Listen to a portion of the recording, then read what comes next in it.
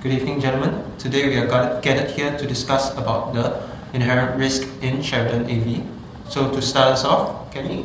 Okay, one major inherent risk that I have identified is mainly through the purpose of this audit itself. It seems like David has the intention to go publicly listed, which means he would be more concerned of the earnings of the company, which is one of the main criteria to be publicly listed. So it brings us to the attention that the sales revenue of the company as well as the expenses of the company plays a role.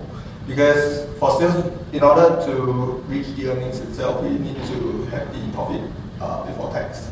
So probably there could be an overstatement of sales revenue or an understatement of expenses in the books. Understood. As of right now, is there any evidence that suggests that there's a misstatement or overstatement of the profits? Well, at this point of time, I wouldn't say that there is a definite evidence because no testing has been done yet.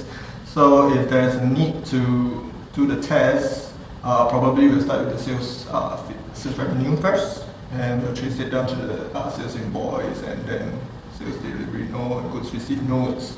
So are you saying that by tracing is one of the ways to test? Yes, definitely. By tracing it from the sales order down to the goods received note is one of the way that we can actually ensure that this transaction actually occurs. Okay, so like what Kenny had mentioned, that David is main concern of the business profit more than anything else, right?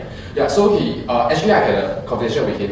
He said that the sales of the company has doubled after Emily, which is the sales director of the company, joined Sheridan. As for sales revenue, right, the main concerns is whether there's an overstatement of the account and also the possibility of fictitious sales. These pieces of evidence further back that there's a greater possibility of sales revenue could go wrong, as Emily she might do something to increase sales figure in favor of David, which result in a possibility of incorrect figure of sales recorded. Therefore, the sales might be overstated. So to ensure that the sales amount are stated correctly, we can perform an occurrence and existence test to determine whether the sales transaction that the client is claiming that have actually occurred. So for example, we can do a three-way match and as well as sending customer confirmation.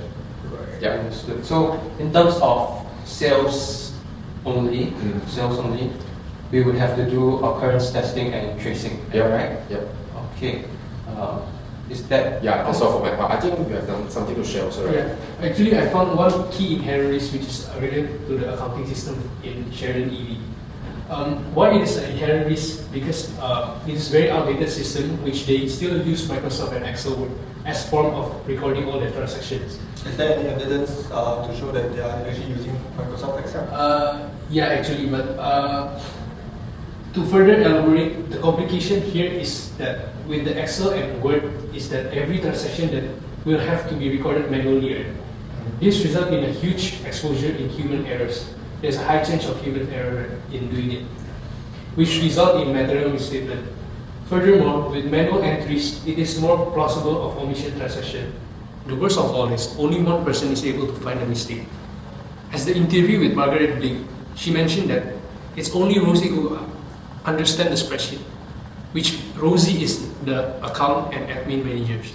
Okay, so back to the question. So what is the evidence that states they are using Microsoft Excel? Okay, based on the interview with the finance director James Clark, where he stated that Sheridan EV is currently using a really old-fashioned system, which is Microsoft Excel and Word. Okay, so he said it himself. Yes, Okay. based on the interview.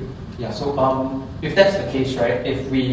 If this is the inherent risk, there will be a lot of testing that would have to be done. Correct. So how do you propose we go about it?